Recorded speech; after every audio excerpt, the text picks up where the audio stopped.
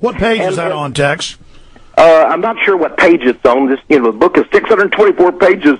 There is an index here. I just remember looking at it. It was amazing. I was just trying to find it. Sure. Go ahead. Sorry.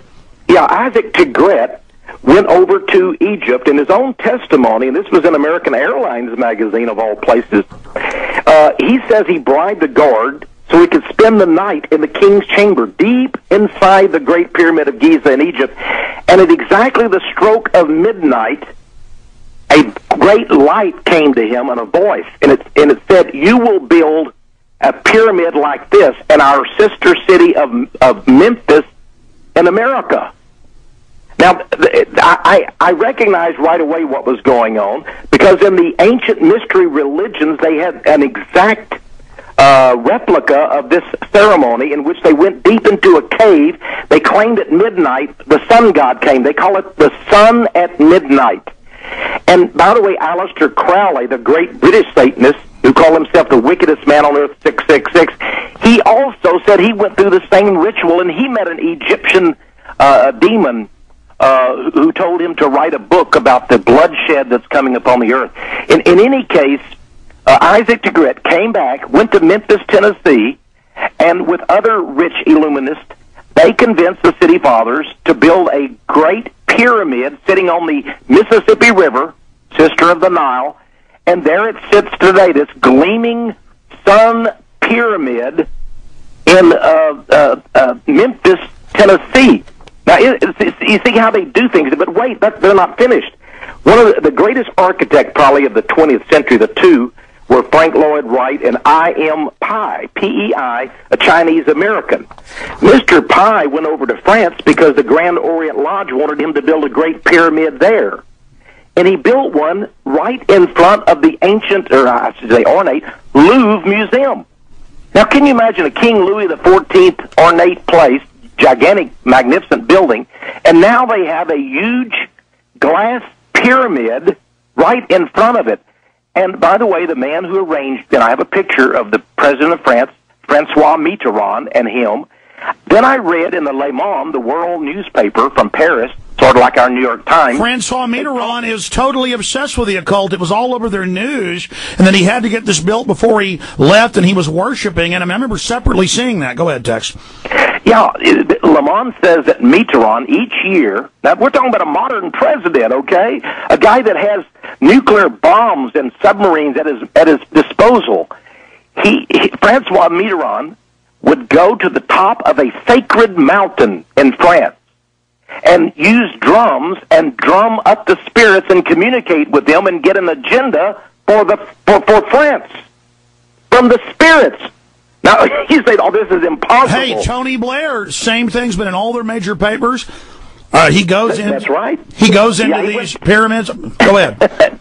Yeah, all of these people, and of course we know about Bush's satanic order of skull and bones, that, by the way, those young men chosen each year from Yale University meet in the tomb.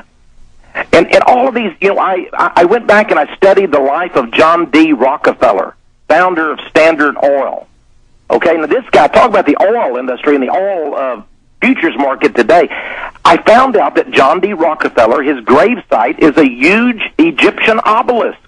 And I picture it in the book. I have a picture of the obelisk of John D. Rockefeller. So I found all the way back, George Washington, I discovered, his gravesite is built in the form of an Egyptian, has two obelisks and an Egyptian temple. This is our nation's founder, George Washington.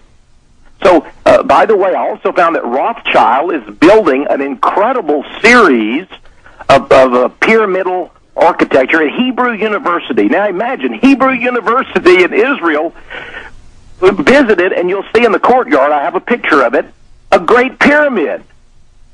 You go to the city of Eilat, which is the city in Israel that comes out of, when you go from Egypt into Israel, there Rothschild has built a great pyramid right in the middle of the street.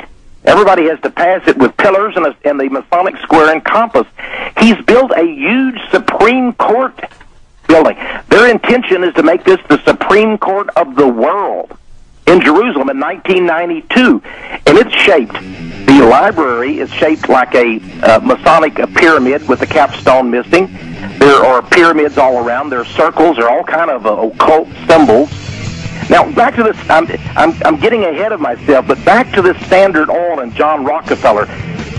I'll tell you what, Tex, stay there. We're about to go to break, but we'll keep talking behind the scenes for folks watching on PrisonPlanet.tv. And again, I'm only interrupting to back up what Tex is saying for those that are out there listening. Everything he's saying is documented, Tex. We're going to continue. You've gotten to the point about the Rockefellers. Go ahead. Well, Standard Oil Corporation has a building of its own in New York City. And I decided, well, I wonder how the Rockefellers, what architectural style did they use? So I did some research, and guess what? I found that the top of the building is topped by a tomb, the tomb of Mausolus. Now, this was one of the 7 ancient wonders of the world. It was called the Halicarnassus. It was built for King Mausolus of Greece and his wife, and the ruins are still over there. Now it's Turkey, because they grabbed some land from ancient Greece. It's dedicated to Zeus, the god above. And imagine it, here you have a regular-looking skyscraper, but on top is a huge tomb, the tomb of Mausolus. It's a place of the dead. And by the way, then I said, there must be other buildings in New York, and here is really a shocker, where the 2 towers went down. Right adjacent to them, really, the entrance from the harbor is the World Financial Center building complex. I found that every one of the buildings there, the top of them are all in the form of pyramids, a variety of pyramids. And again, these are all temples then to their devil gods.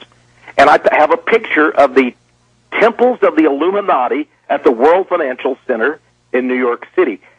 Everywhere you go, if you know what to look for, you've even mentioned the Frost building in Austin, Texas, a gorgeous new, incredible tower, and yet it's shaped like the owl of the Bohemian Grove.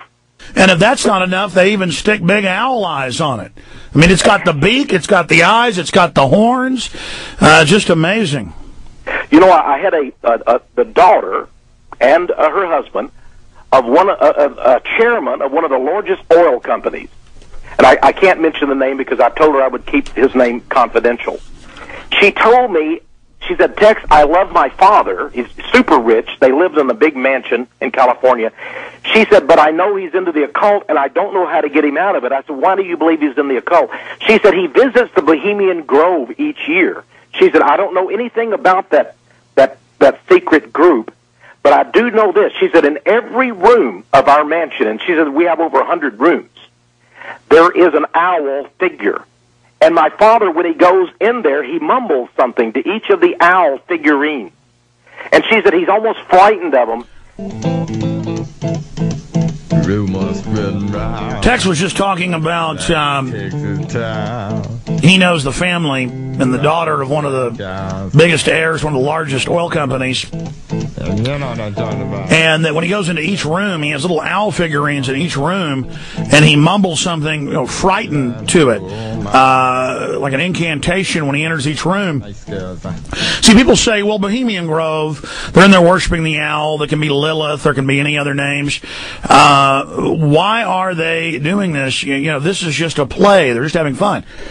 Well, I could have thought that too, but I was in the crowd of several thousand men watching the ritual take place. They were breathing heavy, grinding their teeth, very silent, until they started doing the mock sacrifice, and they were like, oh, yes, oh.